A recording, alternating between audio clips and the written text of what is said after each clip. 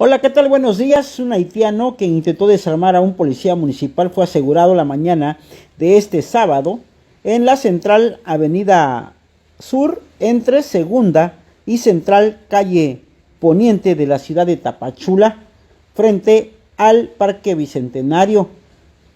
Luego del incidente en el que pidió ayuda a la policía, fue auxiliado por elementos de la Guardia Nacional, donde la persona detenida quedó a disposición de un fiscal del Ministerio Público, a quien le encontraron varias bolsitas de marihuana.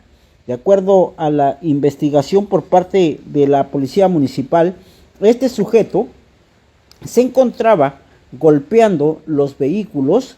Al parecer se encontraba bajo los efectos del alcohol.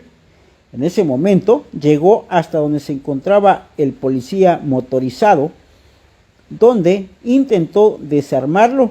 Sin embargo, el policía logró rescatar su arma y solicitó la intervención de elementos de las diferentes corporaciones policíacas, quienes arribaron al lugar para poder rescatarlo y ponerlo a disposición de las autoridades ministeriales. Los hechos se registraron la mañana de este sábado. Personal de la Policía Municipal trasladó a la Fiscalía de Atención al Migrante al detenido, donde se encuentra a disposición por el delito de contra la salud, resistencia a particulares y lo que le resulte.